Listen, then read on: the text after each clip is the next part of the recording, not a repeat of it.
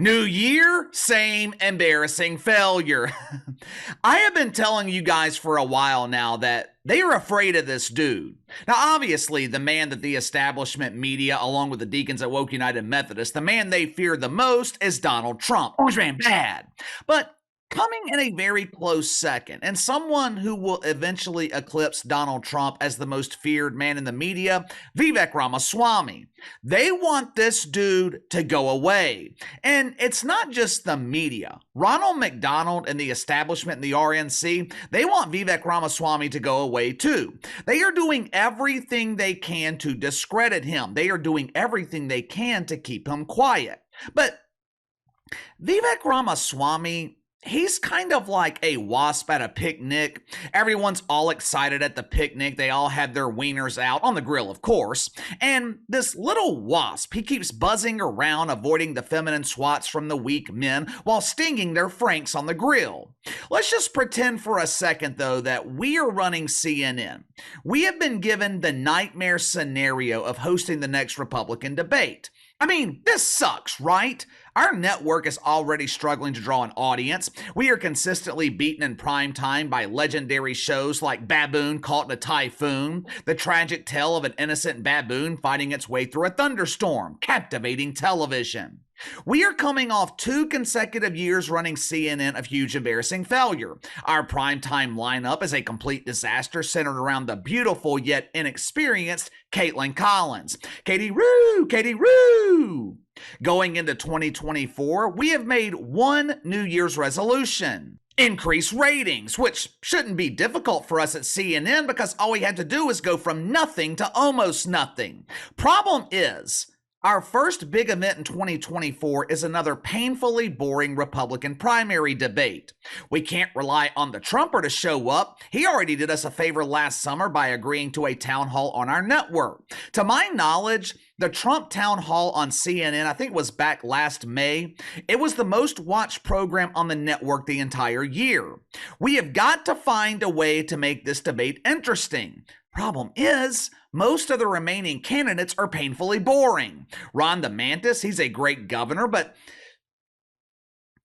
he's just not all that entertaining. Nick Haley has the charisma of a deflated whoopee cushion. Chris Christie has his moments, but after a while, it's just no longer funny watching him try to hold himself up. It's just concerning. When I see Chris Christie on TV, I don't know if I should call and make a donation or call the EMTs.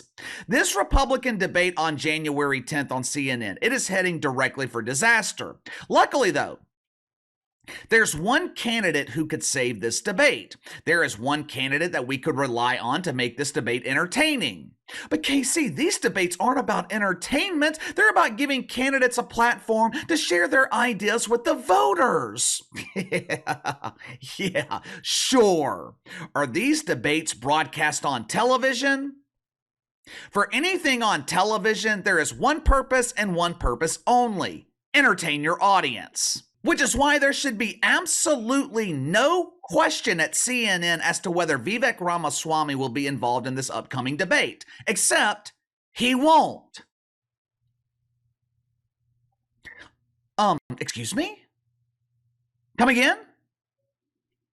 You're hosting a Republican debate where you can't get Donald Trump, and you're refusing to invite the only entertaining candidate that's left in the field? Why? According to CNN, unfortunately, Mr. Ramaswamy didn't meet our requirements. All candidates must be polling at a minimum of 10%. Mr. Ramaswamy doesn't come close to meeting this arbitrary number. I'm a little bit confused here. Throughout this campaign, Chris Christie has been polling so low that his number can't even be recorded. He's like Bomani Jones when he was actually on television. Ratings so low they can't be measured. But for some reason, Chris Christie has always been involved in every Republican debate. Now, all of a sudden, we're worried about polling numbers when there's only a handful of candidates left in the race? Doesn't make sense to me, but what the hell do I know? I'm not sinking the Titanic. Naturally, Vivek Ramaswamy, he was pissed off that he was not invited to this debate. I don't know why he was pissed off. I mean, if I wasn't invited to appear on CNN, I'd count that as a blessing. It's like not receiving an invitation to a wedding. You know the best wedding that I've ever heard about? It was the one that I wasn't invited to.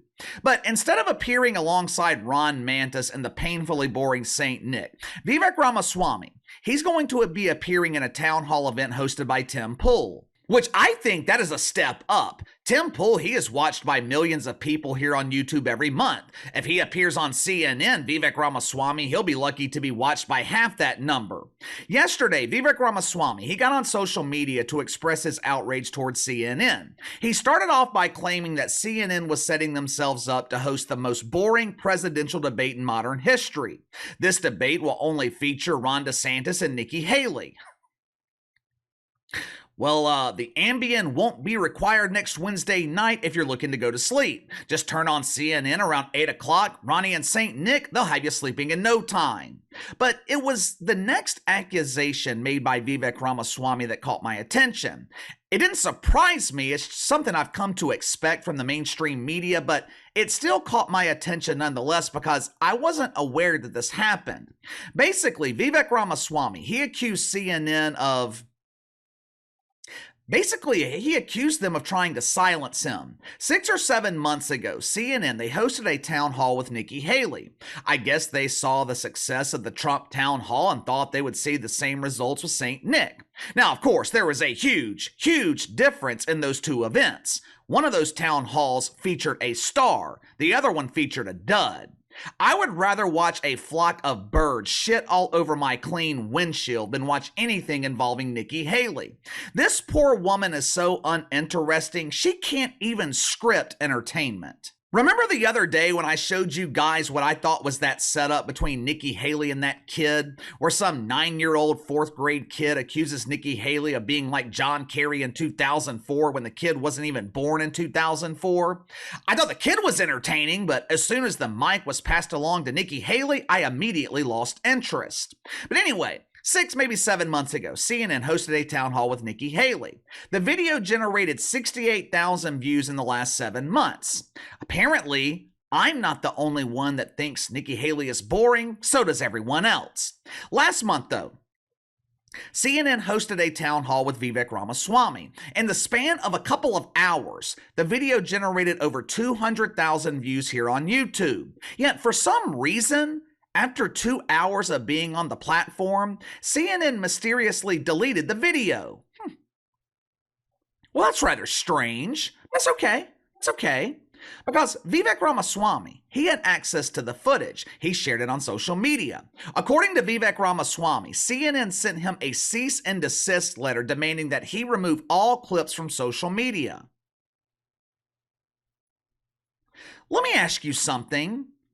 Why would CNN do that? Why would a network that is struggling for relevance, why would a network that is struggling to draw an audience demand that a presidential candidate with millions and millions of followers stop sharing a clip on their network that involves him? Apparently, the cease and desist letter didn't scare Vivek Ramaswamy. The video is still available on Twitter, where it's gained 3.4 million views. Views that could have been generated on CNN's YouTube channel. So, why would they insist on this footage being erased? I wonder if what I'm about to show you has anything to do with it. During the town hall on CNN last month, which was moderated by Laura Coates, the inevitable topic of January 6th was brought up. As you're about to see, executives at CNN, they were terrified of the response from Vivek Ramaswamy. According to Van Jones, who I believe is still collecting woke welfare from CNN, according to Van Jones, this response from Vivek Ramaswamy had him shaking in fear and is one step away from Nazi propaganda. Now, just in case you didn't know, Nazi is their new favorite label. For a while, it was misogynist. Once that label lost its meaning, they started calling people racist. Then they started labeling people deniers when they were excited for the changing seasons. They're climate change deniers. It's not called seasons, it's called climate change.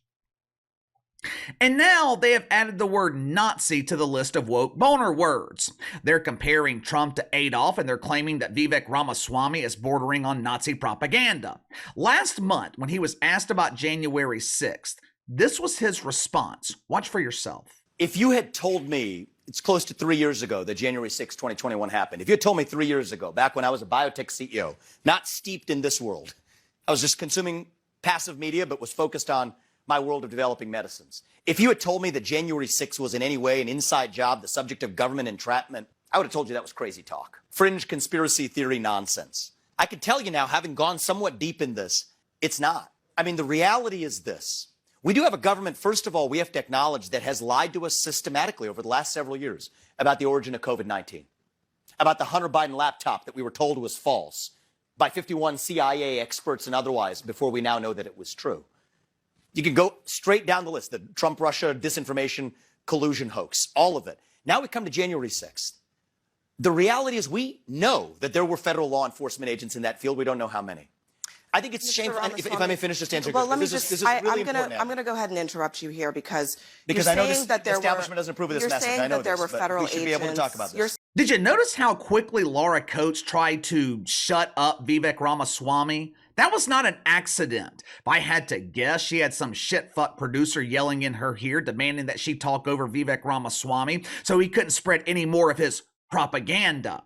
I wonder if that has anything to do with him being left off the debate stage by CNN. Look, I don't know enough about January 6th to know if it was an inside job. Would it surprise me if it was? No. Would it surprise me if it wasn't? No. Will we ever know the truth? No. So there's really no reason to keep rehashing it. Do you guys remember all the conspiracy theories that followed 9/11? There used to be thousands of these videos floating conspiracy theories about 9/11. Now, most of them were complete garbage, but some of them were very interesting. Some of them made compelling points that at least made you think about it. That was back during a time where you were allowed to float conspiracy theories without fear of retribution, without fear of being silenced. Can't do that today. No. It's too dangerous. It's those words again. Oh, words. Words are the biggest threat to democracy. You know, I find it ironic. The same people who claim to be so worried about democracy, these are the same people that are fighting to remove Donald Trump from the ballot. This debate next week on CNN, it is going to be a huge embarrassing failure. This debate is exactly what Ronald McDonald and the RNC want. This debate is exactly what the mainstream media wants. Two establishment candidates reciting well-rehearsed, painfully boring talking points. The problem is, it's not what normal people want. This will be the least watched debate of this primary. Hell, they've got a strong chance of setting the lowest ratings in the history of the Republican debates, or Republican primaries anyway. No one is going to watch this debate. Have you guys ever wondered why the media is so afraid of Vivek Ramaswamy? Have you ever wondered why the media is suddenly so supportive of Nikki Haley? I'm starting to think that the mainstream media wants to see Nikki Haley elected even over someone like John Biden. Why? Why have they fallen for Nikki Haley? Maybe, just maybe, she's on their side. But give me your thoughts on this. CNN begins 2024 with huge embarrassing failure by not allowing Vivek Ramaswamy to be on the debate stage. Instead, they are giving us Ron Mantis versus Nikki Haley. Will this be the least watched debate in the primary? Wouldn't surprise me if they drew less than 1 million viewers. And does the media supporting Nikki Haley make you question her credibility? Let me know. Sound off in the comments below. Like, subscribe, share the video. I appreciate each one of you guys and your continued support. Best way to contact me is by email at btlkc84@gmail.com, KC_BTL84 on Twitter. See you guys tomorrow.